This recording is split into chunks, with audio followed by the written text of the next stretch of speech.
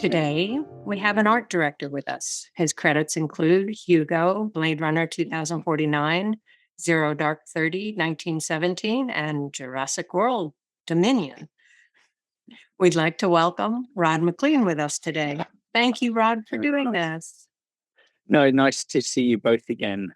It's really great, Roger and James. It's very kind of you to ask me to on these podcasts. It's nice to talk about the industry. Yes, isn't it? So let's start with asking you how you got to where you are today. Is it something you always knew you wanted to do, or did you just fall into it? Do you regret it? Do tell us the story. Tell us the story. So, like many, I think I fell into it. It was I come from a background that has nothing to do with film or television, and I got after college, I studied landscape architecture at college, and I worked for a year. Now I realised I liked art and design, but it wasn't particularly the area I wanted to pursue. And by chance, I had moved to London, and I saw an advert for the BBC, and they took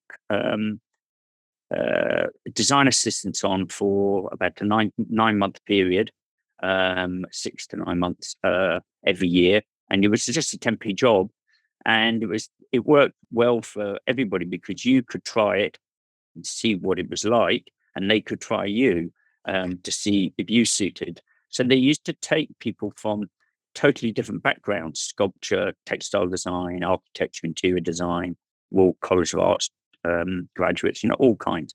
And so they were able to take a risk and just introduce people to a new discipline of design, set design. And from there, I started basically. And they used to advertise then, actually, it's hard to imagine, in the Evening Standard on a Wednesday evening, they used to advertise media jobs. Each evening had a different section. And me, so I'd get that talk. So I was working on a building site at the time, paying my rent. And I saw this advert and I applied from there. And I was painting at the same time. I always liked painting and drawing. And I just took some technical drawings and some paintings along. And as I said, they had a very open mind as an employer. Grant Major actually started the same, who's done quite a bit in New Zealand.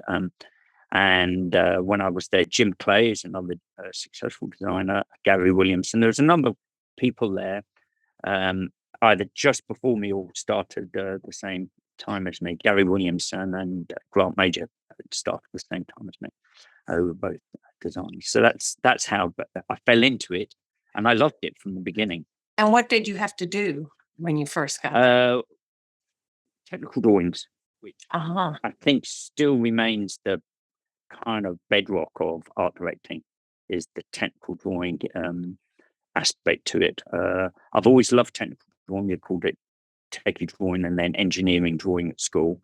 And when you remember that period in school in the 70s, went to college mid-70s, but everything was drawn by hand. There was every aeroplane, every automobile, every moving part. So there's a huge demand for drafts people. And so it was taught at school. So I had a solid foundation in technical drawing, did night school, worked, and then went to college. So therefore, the only thing is, when you went to the BBC, they wanted you to work the BBC system. So they had a ruler, civil service this. And on the ruler, it was called the BBC foot. Okay, and it was just under. So for metric, because we're in that cusp of change into metric, they made 1 foot 300 mil rather than 325, or 325.5. So it's a very typical BBC approach, but it was great training. And the pace of television is phenomenal, and you learn so much because of that huge turnaround of, from documentaries to light entertainment, drama, getting shows in for Friday night, live audience. Live was really entertaining. So so you get this element of theatre then, and not just drawing. So you weren't just in a drawing office, you actually were you saw the audience arrive, and it was a whole world I didn't know anything about, that whole buzz, the warm up. And then you saw a performance and saw people deliver a lot. You know, it's amazing. I mean, it still is amazing what actors and that can do, and they turn on and turn off in front of people in quite difficult circumstances. Yeah. People. So that's how I basically got into it. I Were couldn't you- get enough of it, to be truthful. But were you creating sets yourself at that time, or were you No. doing drawings based on somebody else's instructions? Yes, I was primarily like you were an assistant, and similar to like an assistant art director, I suppose. They had a slightly different system because it's smaller scale than large film, so therefore you don't need such a big crew. And you worked with a designer. You were put together with a team. There was about 8, and in there's probably I think 8, maybe 10, and of which there'd be 6 designers and 4 assistants. And you worked with one of the designers on a show, and then you moved on to another type of show.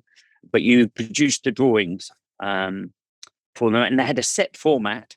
Again, it was very BBC. You could only lay out your drawing a certain way, but it was an accurate way, and it was the right way, and so therefore you had a good grounding. But it was technical drawing you did, and then you did filming out of Ealing, and you got involved with that sometimes, which again was a very different world, which I then learnt about. And then from there, I started to realize I like to create environments and bigger environment, and one of the reasons I end up leaving the BBC wasn't dissatisfaction with the BBC. I loved it, but I wanted to build bigger sets and do more. I felt more complete projects, which a film I think has a beginning and an end. Right. Right. Well, some of them don't. That's Jurassic World, they go, and very successful they are, and there's a whole market for that. Fast and Furious, a number of them aren't there, but really, when I left the BBC in the mid-80s, it was very much you did a film and you started it and finished it, and that was it. And what would you say is the definition of an art director? What's the scope of responsibility?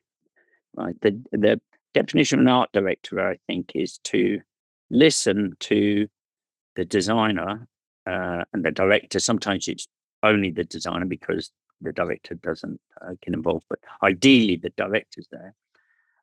Read and try and interpret what they want. And I think, like a lot of departments, sometimes it's not clear what exactly they want, but you have to try and help and be part of that team to achieve where they're aiming for. And I don't think it's clear at the beginning. I would always be worried if somebody arrived and they say, "Here's my 20 sets. I've sketched them all out. Go and do the whole." But you can go and do the whole. I think it's something evolves, and it's a bit more as you think about the film yourself. It evolves, and as you read the script more, it evolves, and you chat to colleagues within the different departments. It evolves. I think primarily the main role of the art director is helping the designer and the director, and really other departments achieve what they're trying.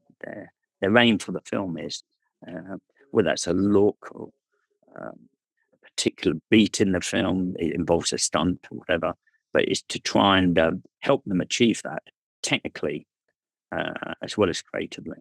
So if you were working on a set, you would talk to the DP about how he wants to light it, because does he want windows that totally. come in? So that can change what the physical dimensions of the set is. Yes. Well, from the beginning, once you've spoken to the director and the designer, that's all those departments, like the DOP, is obviously often in the meeting with right from the beginning. But it's gathering all the information, doing a rough model. Sometimes we'll just take a designer's initial idea. And I think there's nothing better than just doing a really quick white card model, just some basic dimensions, and getting that in front of the DOP, special effects, whoever.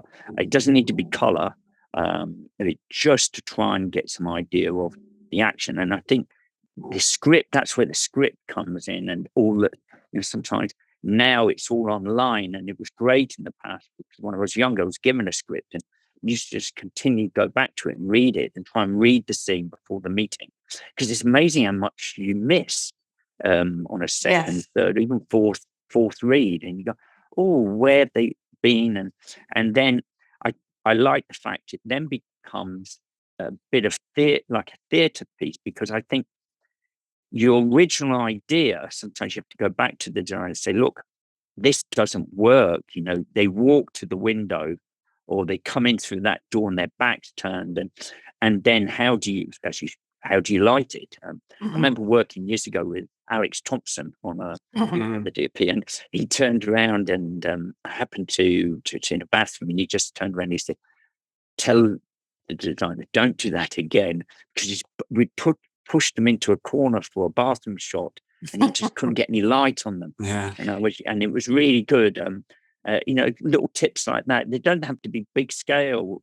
Some of the stuff. Sometimes it's just basic stuff of how you position someone and play a scene in a set, and then from there I try and remember those things as each little thing you learn, don't you? On each. Yeah. And how do you relate with, for instance, a set decorator? That's that's a good question. So no, it's really good, because I think for me, one of the hardest jobs, I think, in the production of filmmaking is set decorating. That's my opinion, and my humble opinion.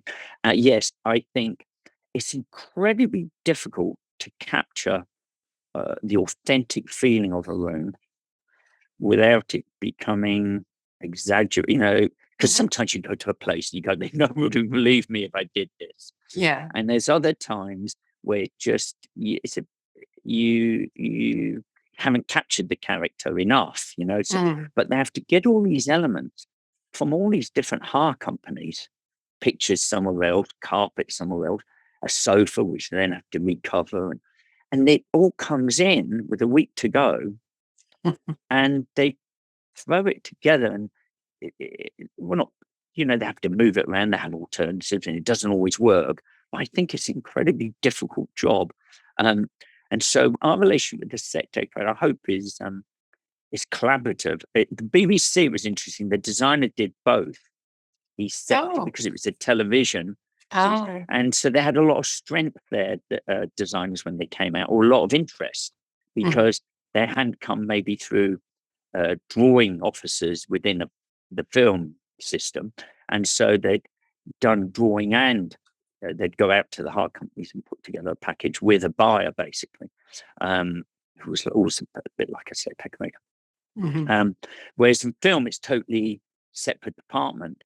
And I always felt it was all one. I always called it the art department as a collective.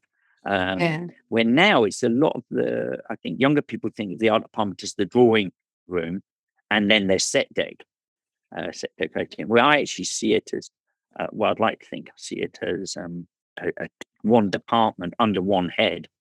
In fact, one designer said to me many years, that's the thing is, Rod, you have to listen. There's many, many empires, but only one emperor. So, and the secure guy. but it's or empress, but it's true. You want that that overseeing, really, because sometimes it can go in different directions. Yeah. That's which is a nightmare. Which can be hard. And also the interesting thing with set decorating now is how much, with the change of the industry into digital, how much practical lighting, how important that is, for you. And that's actually really changed. And I noticed that in Zero Dark 30, that was the first time with Greg Fraser that I noticed the impact of digital film, because of the light levels that we were able to operate in the raid. But you know, I actually really love it because it's even more inclusive, the departments. You know, it makes the camera department, set deck department, and art department all really having to aim for the same thing far more. So I think in that respect, it's been a great thing to see digital, the digital medium come through. But it's a tough department. Tough to get it right. I don't know. That's yeah. You talked about doing models, and most of the time we worked together, which is a few times now. I remember us poring over models. Yes, but a lot of people work off a virtual set on a computer, right? Don't they? I mean, yes, they do. like to go through a set on a computer. It's not something I'm used to. Has that changed a lot for you? Do you do that a lot? It's changed for them. I'm of the actual physical model, but and I don't do digital at all. But I'm coming to the end of my career. Certainly for current art directors and anybody aspiring to be an art director, digital is inevitably the way it will go. In the same way as I imagine people no longer, they learn to load the film in the bag. You don't do that anymore, and people say, "Oh, it's a loss," but it's pointless learning if you're never going to have to apply it. I think there's an aspect to pencil drawing, which on set design, because they're not like an engine. It's not engineering and it's not architecture. It's not having to get signed off and stand earthquakes, hurricanes, and everything else. So it's a bit more flamboyant and it can be a bit more creative. Plus, you're building things to look old rather than new. So then a pencil really helps, and a lot of people find that quite a useful tool then. But I think initially, if you are art directing now, you want to definitely be digital. Or be able to be, yeah, and then learn. Mm-hmm. Because most people come into it already from a creative background. You can draw. Does that make? And so therefore, it's not like you've got to learn pencil drawing from me. Most people have done pencil drawing at art school. I find though too that there are a number of directors who are brilliant, absolutely brilliant, but the ability to see something on a flat plan versus 3D, I think some people just don't see it as well. And so it looks okay on the paper, and then they walk into the environment and they go, whoa, this isn't right. And even when we were renovating something, and because we're so used to flat plans, we were able to work on the plans with them and say, okay, this is what should be done. We went away and they were terrified because we then got stuck away for a while. And when we came back, they were sure there would be things that we didn't know how it would look. And so we wouldn't like it and we'd have to redo it. But everything was the way we thought it was because we're used to plans. But there are a lot of people that can't do that. Do you run into that? Yes, you do. We do, definitely. And but equally, there's an element with younger designers who can't sign off a set without a computer model, a 3D model walking in. Yeah. And whereas I work, I've been fortunate to work with some many great designers, and certainly all of them could sketch out a plan and had an idea of the space and didn't really. And then as it was being built, I mean, that's where the advantage of the building side of the department is. We're able to go to the paint shop, see samples and see it being built, as opposed to set decorating, which comes in with 3 days to go. So we're able to adapt, over 3 months, you can start to, and that's again, that whole inclusion, getting other departments in early and walking around regularly, really, because sometimes we go to, I don't know, costume designer, what are you thinking for this set colors? And they go, well, oh my God, we haven't even got that far. We haven't got a cast. We haven't, yet hasn't been cast. So you're asking, and it's your own anxiety that's those questions, and sometimes you just have to accept that and just get people down regularly and be prepared to adapt. And that's the great thing, is being with the pencil, it's quite loose, and then you've got to work the set. You've got to make it. Another colleague of mine is designer says it's pointless having the concept work being better than the set. You don't want that. You want people to arrive on a set that they go, wow, this is fantastic. You know? I also find sometimes that the concept art, because oftentimes it's on the wall of the art department, is so different, and the studio comes in and goes, wow, it's going to be really blue, and it's going to be this, and it's going to be that. And it kind of drives us crazy, because that's not the direction we're going in, but it looks great. Not how it's going to be. Well, there's a colleague of mine told a very funny story about concept work, which I don't know if I mentioned, which had a beautiful illustration of Salome dancing in the Seven Veils, all backlit in a tent. And she was at the entrance of the tent, the sun streaming through, and she's all silhouetted with her form and these veils. It was fantastic. The only problem is, have you ever been in a tent in the desert when it's black inside? It isn't.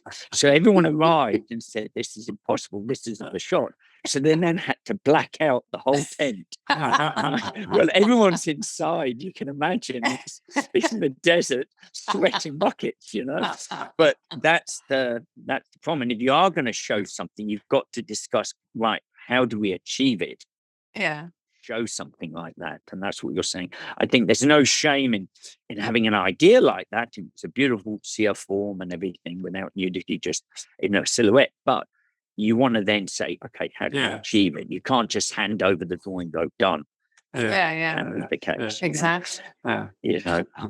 Well, I kind of want to sort of jump ahead a little bit as an example to in 1917, when we were doing a Koost, and you built that model of a Koost, because the problem was we were lighting it by the flares. So we had to know, and you had to know what to build, because if the light wasn't going to hit it, then don't build it. So explain that, because that was such a wonderful model and so movable. Talk about conceptualizing that town and what was involved in knowing what the action was, but also the sort of light sources. And the scales were important, and you had that little figure that was the right size of a man. I don't know if it was G.I. Joe or what, but it was the right size of a man that we used, because then we would know how tall the walls were. But tell us about that. Okay, so that was in fact a fantastic project, as you say, in 1917 for many reasons. And one with Dennis Gassner and working with him, and we were very lucky there, because he'd worked with Sam a number of times before, and yourself, Roger. So therefore, it was, he had straight away a really comfortable working relationship. So we're able to get into a Koost right from the beginning. And so I remember arriving in December in the rain up at Bovingdon, I think it was, and they'd marked out the trench run. And so I watched that in the rain, and Sam then ran it and timed it, because I think Nicoletta was there probably at the same time, and yourself. So we got this idea of distances, and then we applied the same to a Koost from the trenches. We did the exact same, and we read the script, and then Dennis worked out some elements that he wanted, obviously with Sam, about, he wanted at one point an arch going into the square. He wanted a wider streets and narrower shops, just to bring in the element of languages and culture from France, because graphics is a huge, graphics and cars. You can get away on location with murder, graphics and cars in the art department. If you've got no money, those two things, and then get a great costume designer, and makeup, and you're away. And so he had that overall plan, and then we knew we wanted to turn and make our way down those beats where the flares were, and then discussing it with yourself, Roger, and Sam, we then worked out where he hit the ground or moments of darkness. But then that's when the reality kicks in, because how long does the flare last and how fast can someone run? So there's that wonderful moment of having the original idea, but then we're back to making it work with the physical parameters. And I think we're back to this basic thing with art directing. You've got to make it work. It's no use it being looking brilliant and nobody can shoot it, so or light it. So that then we started to fine tune those distances and try and then put in objects that create the darkness or create the hole for the light. And then we talked, Roger, you and I think quite a bit about the church, principal source, later on for those scenes in the street. So we had the time limit on Dom Tui, who did all the fantastic special effects. He had the time limit on the flare, which was a firework, really, wasn't it? Which was about 28 seconds, wasn't it, or 25? 26, I think. Something, it was very specific. I think one had to be 25, another had to be 28. Yeah. Yes. Yeah. And so we then had those distances, and we were able then to build the model at, I think it was 8th, I think 16th, I can't remember 8th. And we were able then to build those little rigs with an LED on them. And although it wasn't obviously 100% by any means, but it just gave everyone an idea as you were running. You would say, okay, there's one here, there's another one there. And because of the scale of the street, and it was so long, it was really helpful to have those beats, because you had to rig all those cranes beforehand. And they weren't going to move. We were able and what was good about it was we were able to switch the lights off in a room, shine a flare, and just get an approximation, because there's no way we would be doing it night after night on pre-lights, because of costs. So we were able to achieve pre-lights, but rigs were approximately in position. And then we had a bulb for represented the church in the center. And we put like a mask around it. And I think then Roger, it then promotes thoughts with you. I remember you then saying, well, I need silhouettes there. I just need shapes in front of it. And what's great about that, suddenly you're not thinking, I've got to build a church, because we get a bit carried away with the pencils. Yes, you do. We blow the budget out the water, because you've suddenly done this whole church facade, and actually you don't see any of it, because it's all this silhouette, and he's 200 foot from it. And he's running fast. Well, and shot on a gator.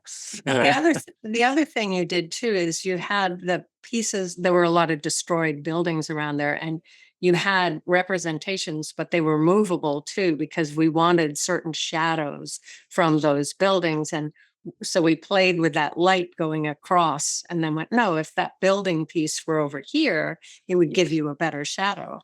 I mean, it was like, I thought it was a really good example of that cooperation or collaboration between, the art department, the effects department, the cinematographer. I mean, obviously the director and the stunts, and Gary, the grips in that case, because it was how we're going to move the camera at that speed, where were we going to make the join, and that's why I remember so clearly as you and I talking about that model, saying, well, with John Higgins, the gaffer as well, how high can we build a lighting rig in, practical sense? And I remember on the back lot at Shepperton, they said, well, you can't go higher than 50 feet because there's a limitation because of planes or some such. So then we actually had to, we had to put the light on the model at a relative height of 50 feet,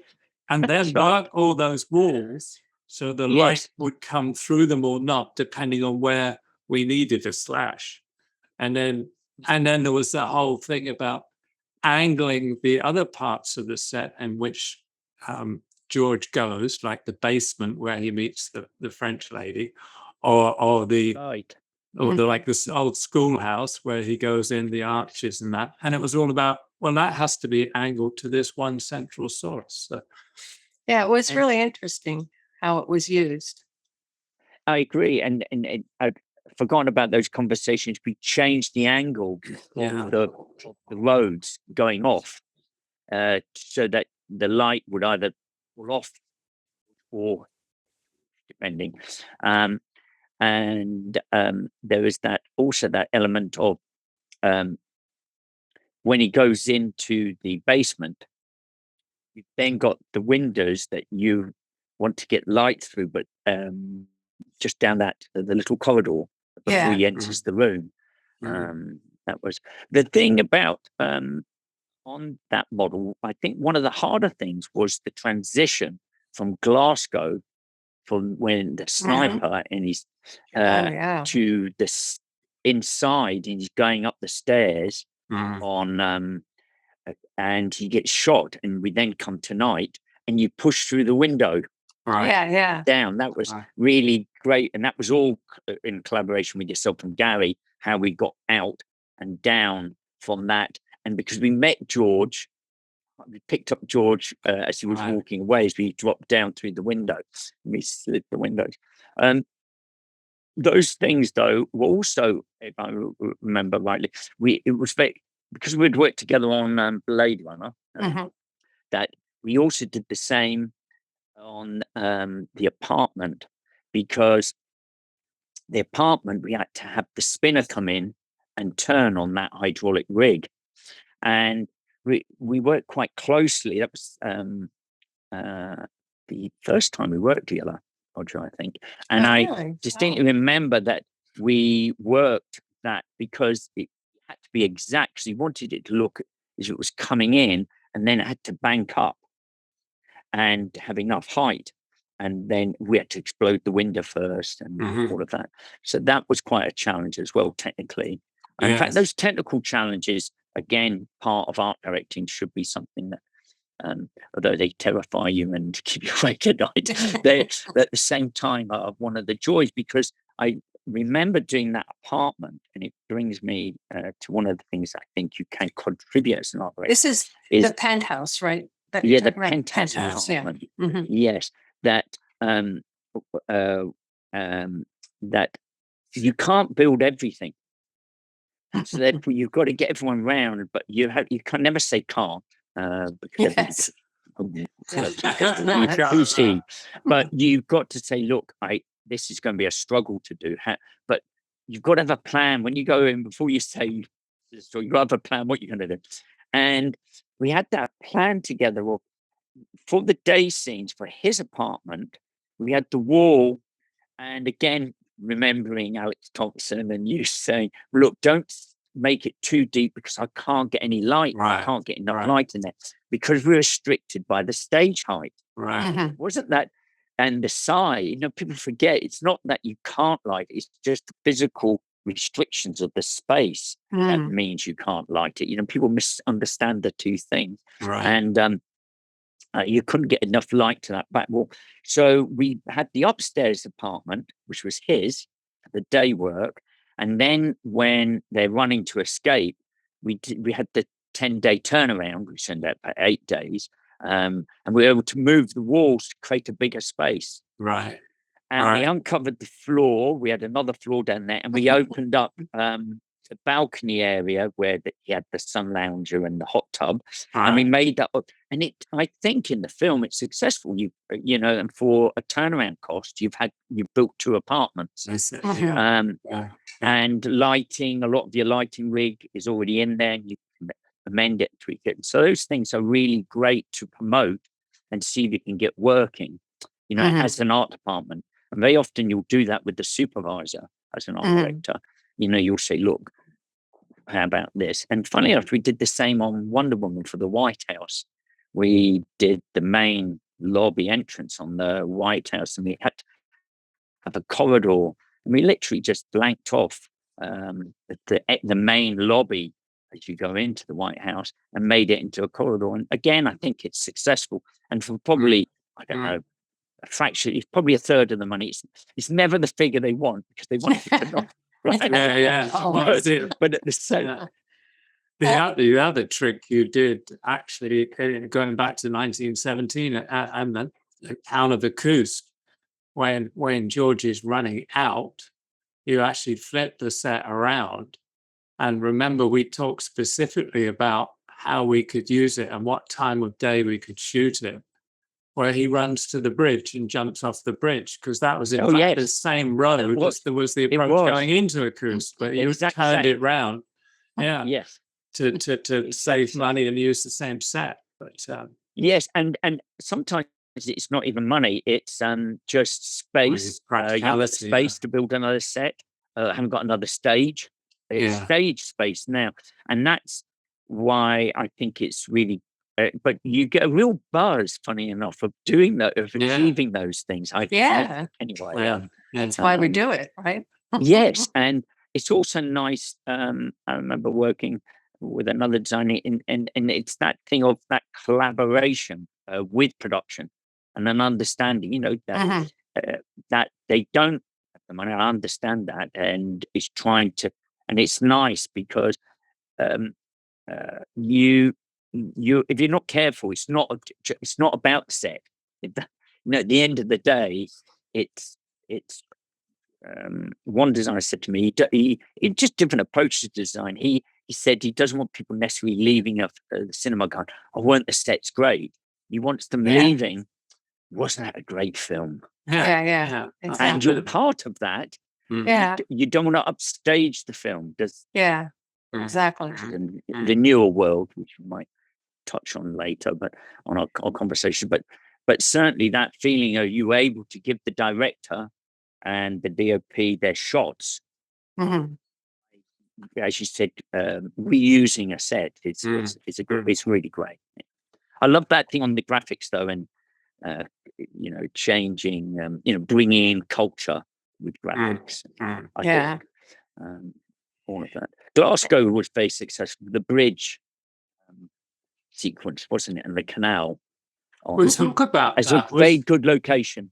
Yeah, we'll talk about that in terms of the choice between doing that on the back lot and doing it live in Glasgow in an actual dockyard.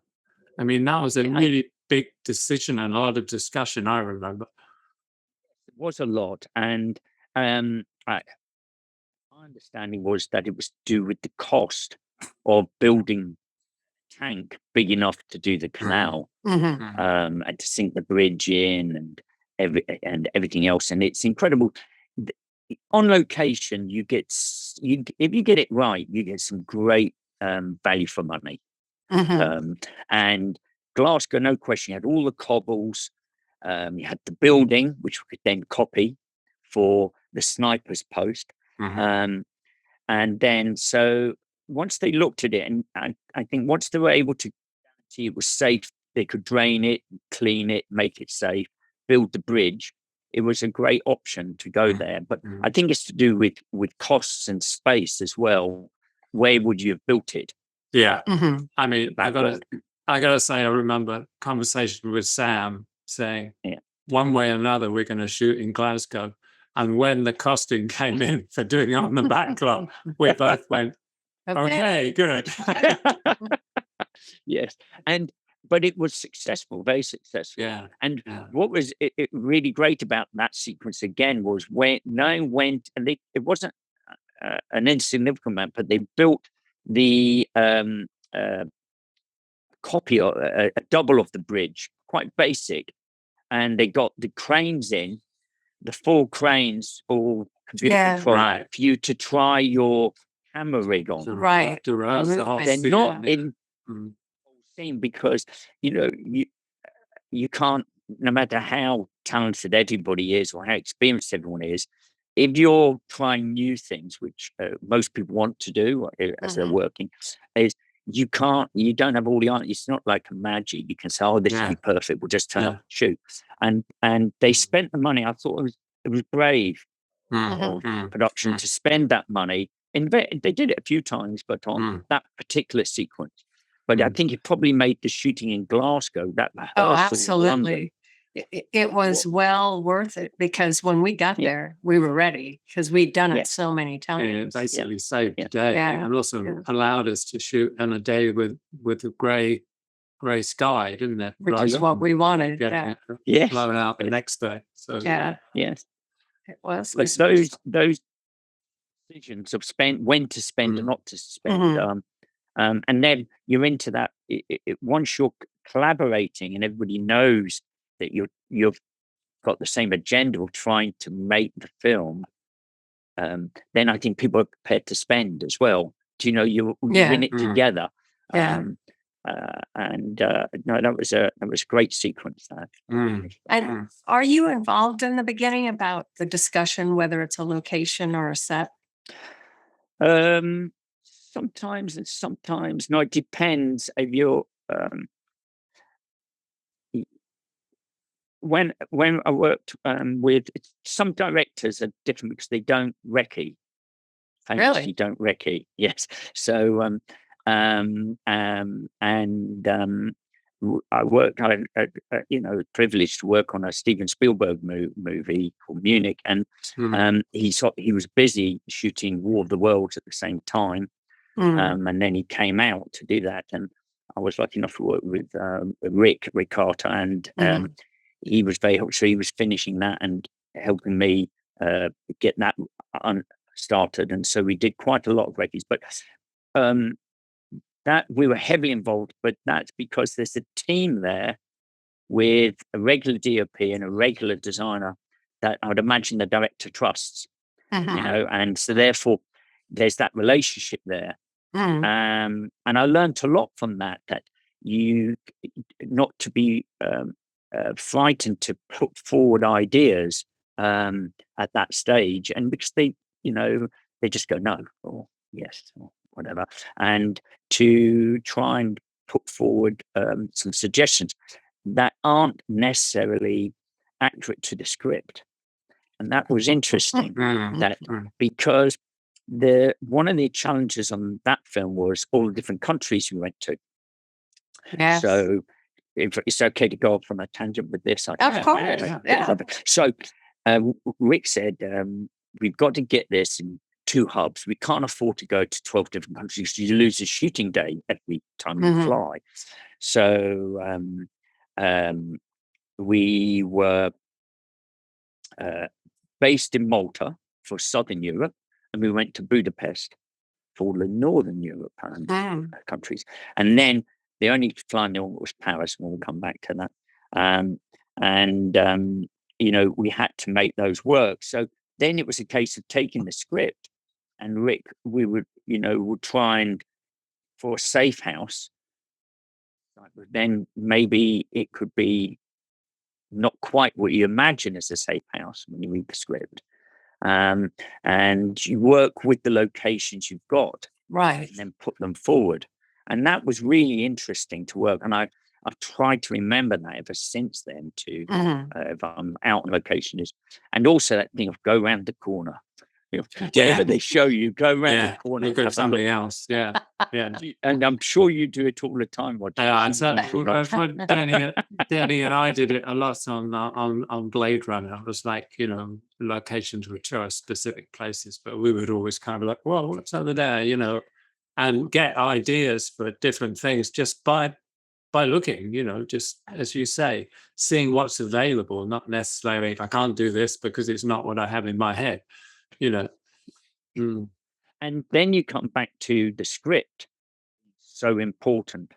And just going back to the script, can you make the script work here? Where is the action? And so you say, oh, could this work?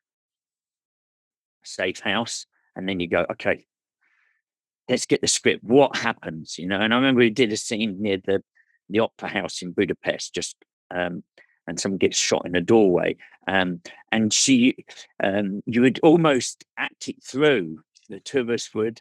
We had a laugh, but you'd try and walk it through a bit, and just to see if it could work. And then you invite people along, and get their reaction. But there are times when it's a disaster. They go, what on earth What is are you nothing thinking? like? And you have apple pie and your tail's between your legs and you're coming out and you're going, this boy's an idiot. Get me someone else. Not quite, but you've got to have faith that Yeah. not that. It's just your own fear again, Yeah. It's hard to suppress that, isn't it? At times, I think, that anxiety. Yeah. But you can't read other people's minds sometimes. So No. you got to go for it. You do have to go for it. That thing of reading people's minds is especially when they're not clear themselves what they want in their own mind. So it does become a challenge. But those going back to models, though, I think again on Blade Runner, I think when I arrived, the first thing I did was make a model, and the Hungarian crew were fantastic, really talented. But I remember a number of them coming through saying, "Oh, do that," and I said, "Well, that's all I can do." And you realise that it's to be in. I think the digital world's great, but that model, the initial stage of a model, you really can't beat in many respects. And I hope we never lose that for all the fantastic, because let's face it, digital computer drawing, it achieves so much and it's very cost effective with CNC cutting and everything else. But I think that they're all getting round a model and getting your eye to it.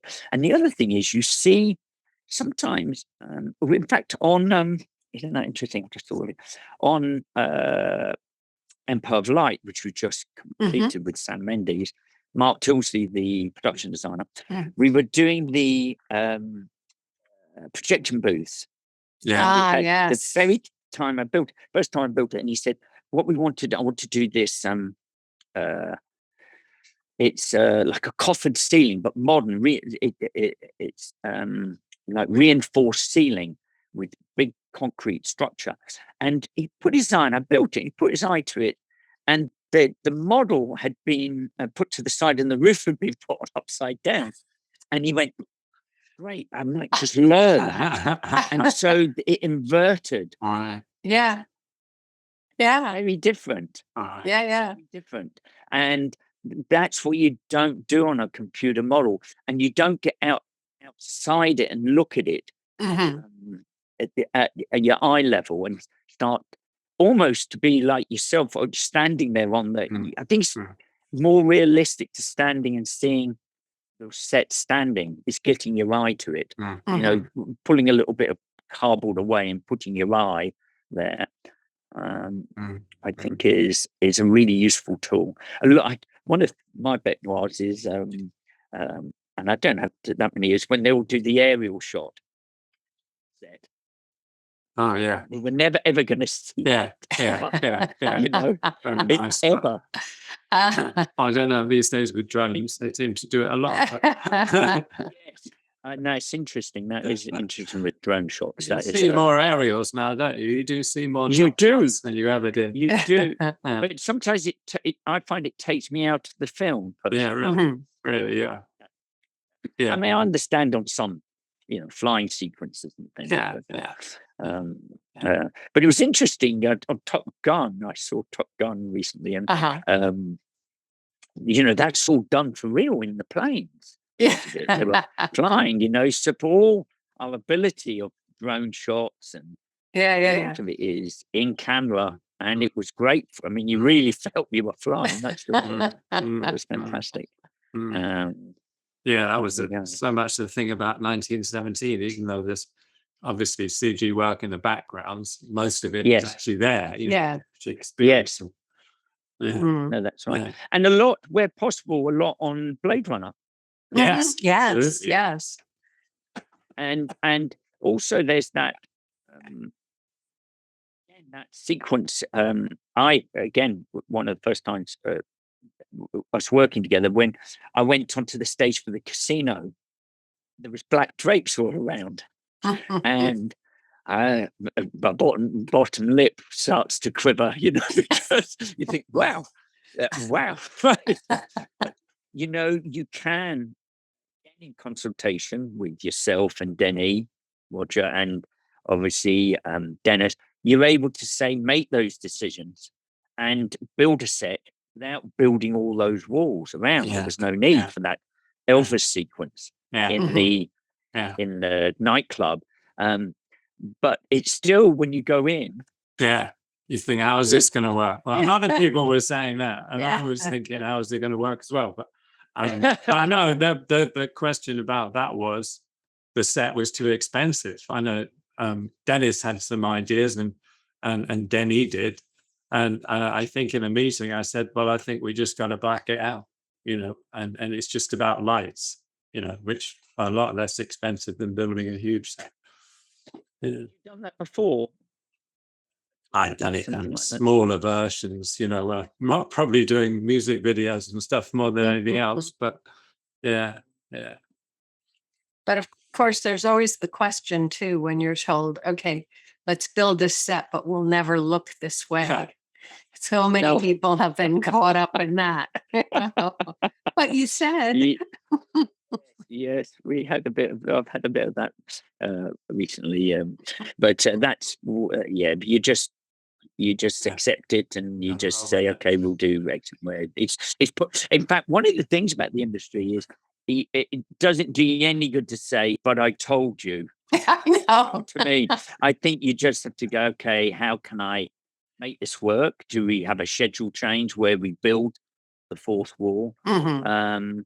And again, just encourage people, within coming into the industry is there is it, people are understanding, as long as you don't take it personally, you just go, okay, let's forget about who said what when. Let's just, if this is what we want, how do we make it work? Yeah. Yeah.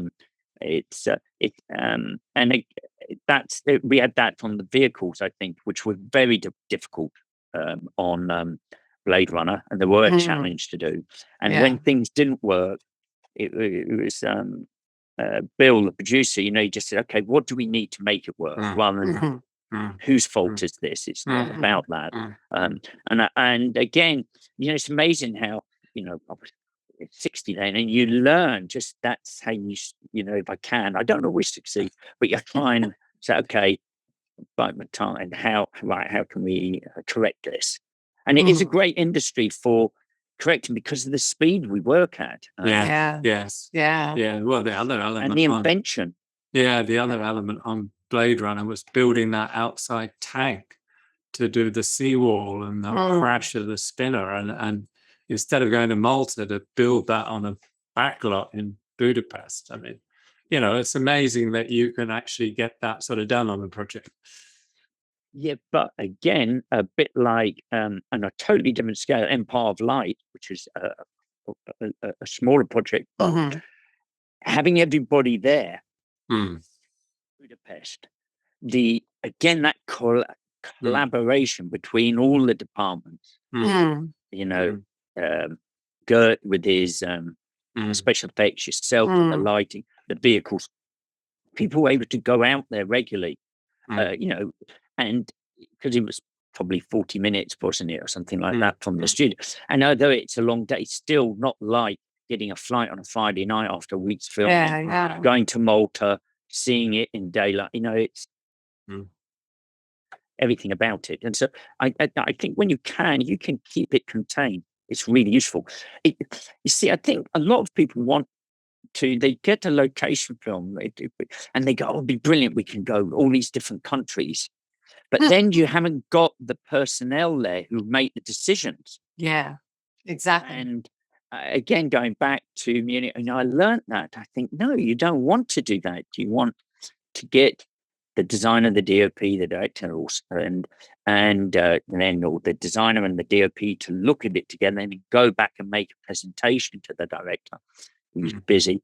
And then, but you're able to go from set to set to set rather than traveling all the time.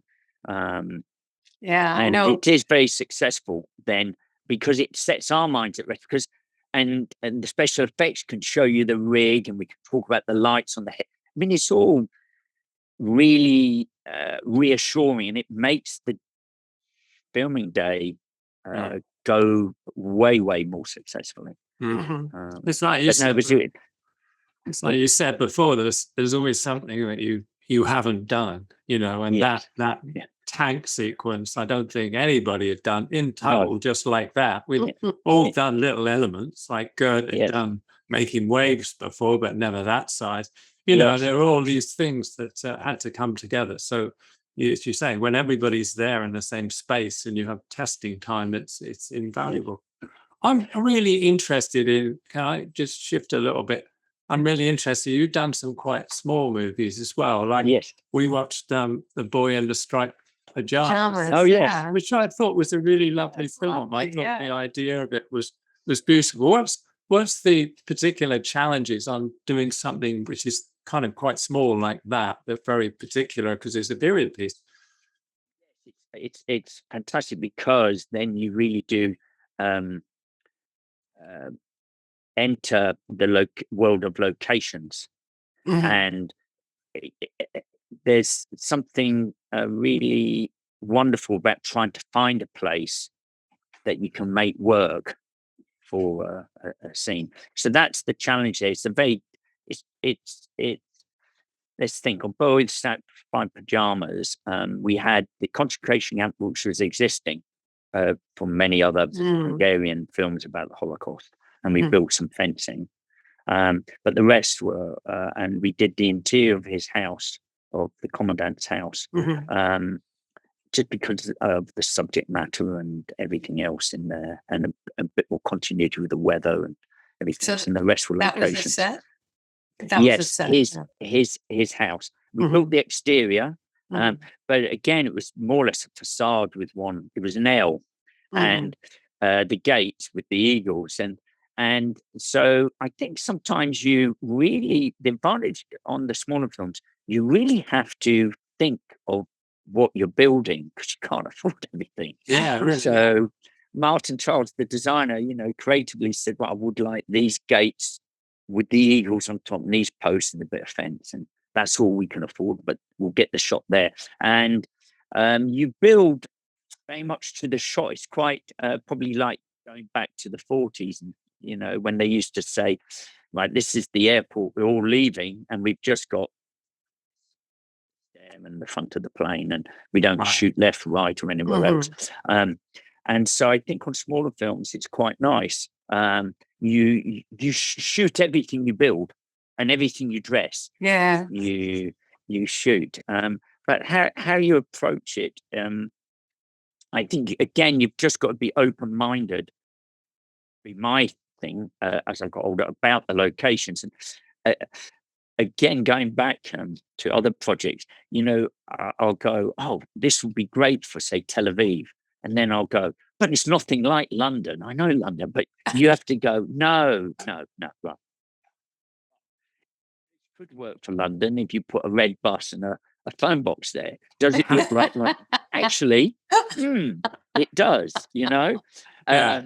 and I think that's the great thing on a job like the Boy with Striped Pajamas was going to these locations and trying to make them work. And I think one of the challenges is to make different locations blend exterior interiors. So often you can't get the exterior and the interior together.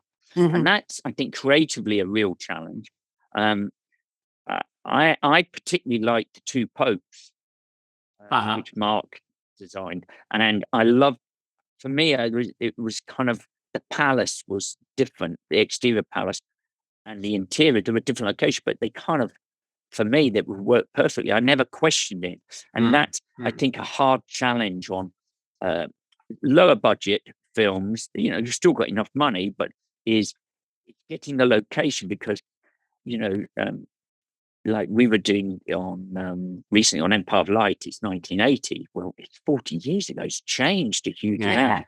And so trying to get it to look right, exterior and interior, and getting those to be seamless as a transition is one of the challenges. The other thing is lighting those sets is very difficult because it's no use choosing somewhere 5 floors up. If there's a whole load of windows, and it's that. So it's again that it's a different. You're coming at it, but from a different set of problems, but with the same departments. You know, how do you service it? How do you do the rain? And how do you get the lights up there and the camera equipment up there? And what are your shots? But you're dealing with physical parameters of existing buildings. But yeah, no, it was a great film. It's a moving film. I'll never forget. Some things affect you more, and they shot the shower sequence right at the end. Oh, yeah. Oh, wow. Right. Wow, and it's tough. It's tough no matter how many times you read the script and you're ready for it. It's tough. Yeah. And also, he would turn up some days towards the end when he'd been beaten up, the young kid, with this fantastic makeup on, but it was so convincing. And it's hard not to kind of well up. You know, Yeah. and I don't know if you find that still sometimes when you see, you're looking through the lens and you see a moment that's very emotional with a performance. It's absolutely. I know when it's working because it's drawing me in. You know, you're watching through the eyepiece and something's drawing you in as though you're watching a real thing. Yeah. No, that last late scene at the end sequence in Boy in Striped Pajamas was very moving, and I thought especially so because it's such a simple little film, but that statement was so powerful. I thought it was a wonderful movie. That's great. And the other, I did I've done a few small films, but another film I actually like was About a Boy. I was going to mention that. Yeah. I thought that was I wonderful. really like that film. And one of the reasons I like that is the actor turned up, Hugh, with this totally different hairstyle, and you see him. Wow, he's not ready for the funeral. It's a totally different character, and you'd always seen him in a different way. And it reminded me of, again, we're back into departments, how much departments contribute, all departments, and how important that is. And, you know, I thought it was fantastic. And it's his haircut as well as his clothes. And I thought, it was great. But I liked that film as well. A film like that, though, do you have, you say just turned up, but do you have references before when you're sort of looking at, you know, you're looking for locations, but do you have references or more than just the script to go by? Yeah, sometimes, but if it's not Germany and you quickly realize it's not going to be Germany, I like to think it's a feeling. You go there and you go, it doesn't feel like, this just doesn't feel right to me. Now, again, I not being the designer, if a designer loves it, I would never express that my role. And again, there's essentially that demarcation. And you know, I love art directing, but there's a time to speak up and there's time not to speak up. One of the times is having booked the set, certainly don't speak up. Yes,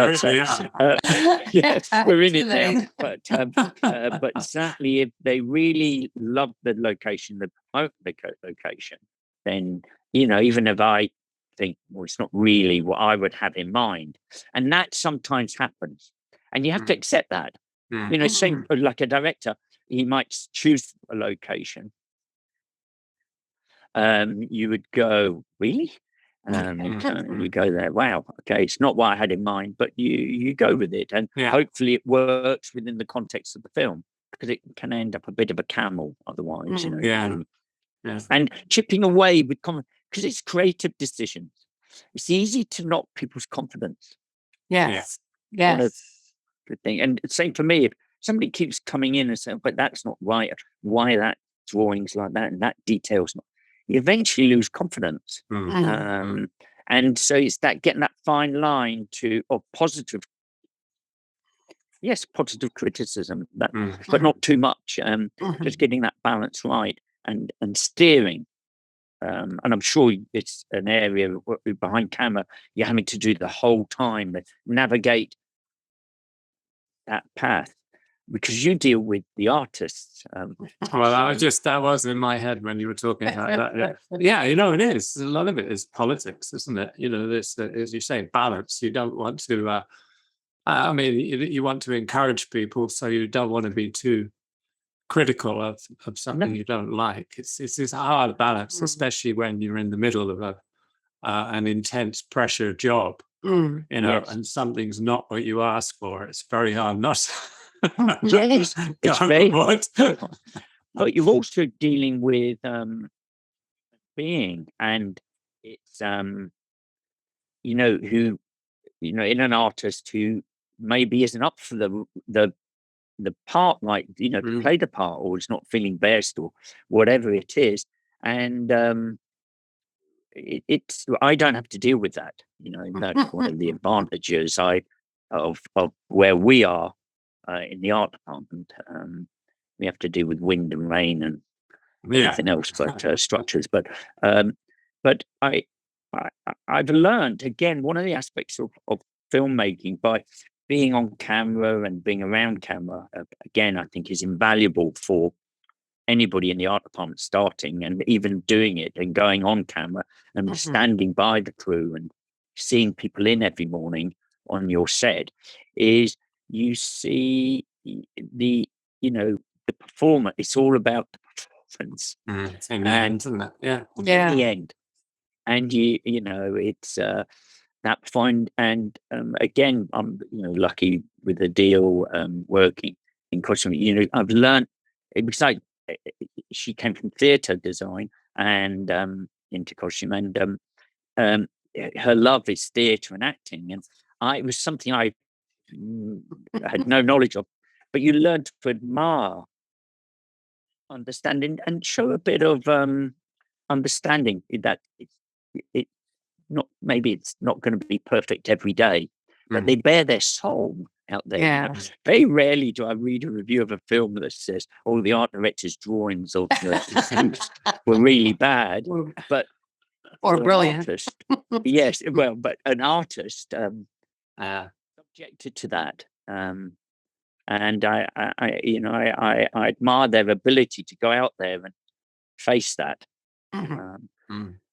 That's a whole area of, I think, in art department we could be a bit more aware of sometimes, because you get stuck in that drawing office and you become disconnected a bit from the shop floor. Yeah, but you're right. In the end, Does that make sense? Yeah, because in the end, we're all trying to create a space for the actors to be somebody else. Yeah. To help create a world that they're in. Yes.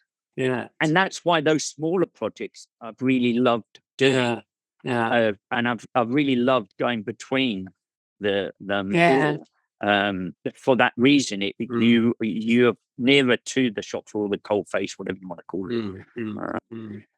That thing about the performance, it made me think about you know, currently with design, that you get that thing, which is probably maybe the last 20 years, is a form of abstract design on these films now, you know.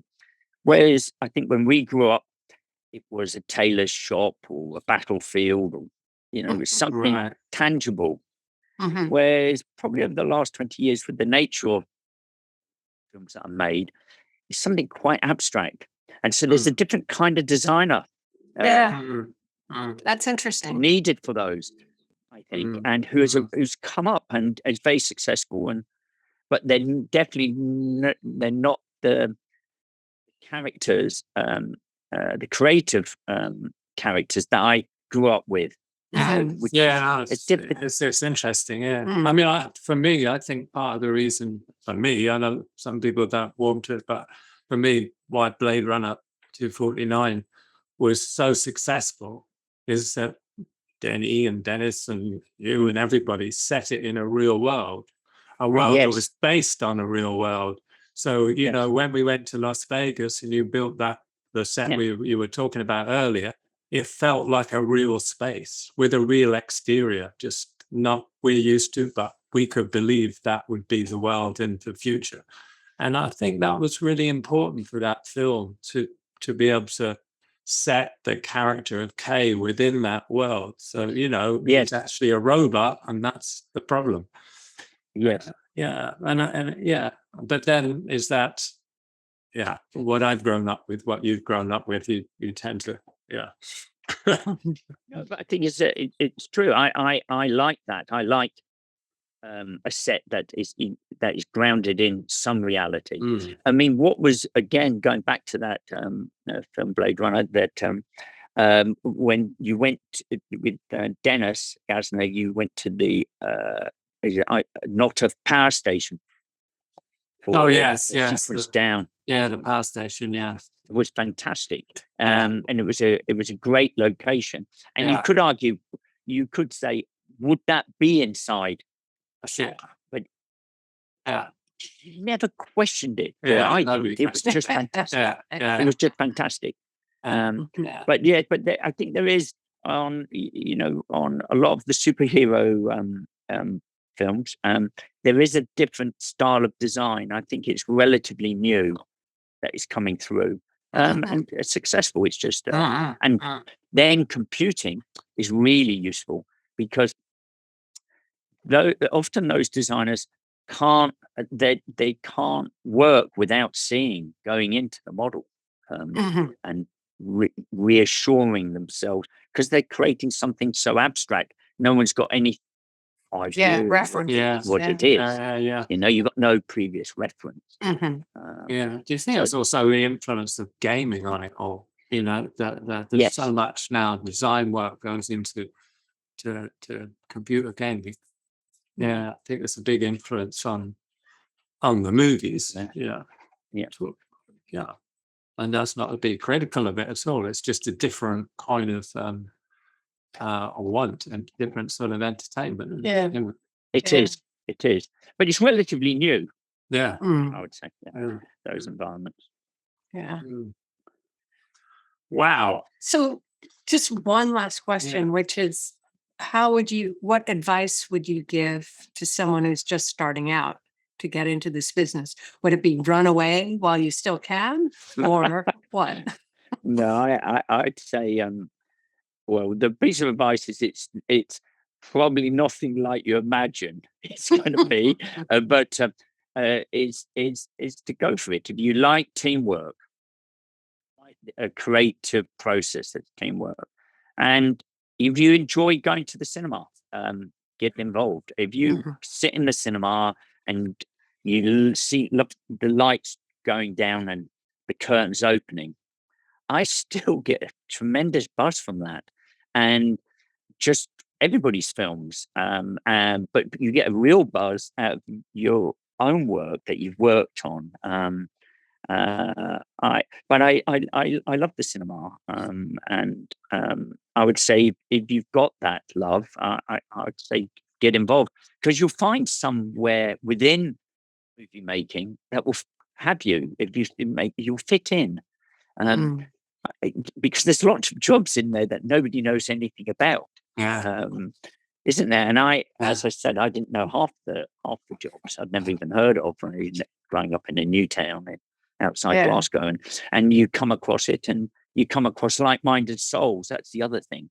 That it's always amazing me when you work abroad with construction, all the carpenters, same people as the carpenters. They're similar characters, very similar. Really similar. I'm sure it's the same with lighting. And it's fine. The effects guys, and they're all it's the same. We all have a common language. The same world. So I would say to people, definitely get involved, and it's very rewarding. But it's collaborative. That's the thing I would, and not get too hung up on titles. A lot of people want to get to the top, and it's fantastic and great, but you can't all get to the top. But you can have a fantastic career and a creative career, where you feel actually as part of a team. And I think if you look at it the same way as architecture, an architectural practice, large architectural practice, they're a team. There isn't Norman Foster himself doing, or Frank Gehry. You're part of that team, and they need you. And Ashton Gorton, years ago, he was a fantastic designer. I remember meeting once, and he said, "You've got to remember, as a youngster, I need you as much as you need me." And that was a nice thing to say when I was young, But but he was getting on a bit then. So he's probably one of his young legs. There we go. But no, I would encourage, because the thing about all these jobs is you want people who are genuinely interested to come in. You don't want people in because their parents are in the industry. Now, it's fine if your parents are in the industry and you want to get involved, great. But, you want people who are genuinely enthusiastic, have a love for it. Yeah. Yes. Yeah. And I've had I've been very privileged. I've met all these great people who have loved the industry, and I've worked with some great directors. I mean, oh my gosh, I've been so spoiled there. Just to watch them work and to be involved with their work. So I feel very lucky. Well, we feel privileged to have worked with you. I mean, you're Oh, great. It's kind of you. I've enjoyed best. working. Well, Yeah. hopefully with you both, but hopefully we'll do it again soon. Yeah. You never know.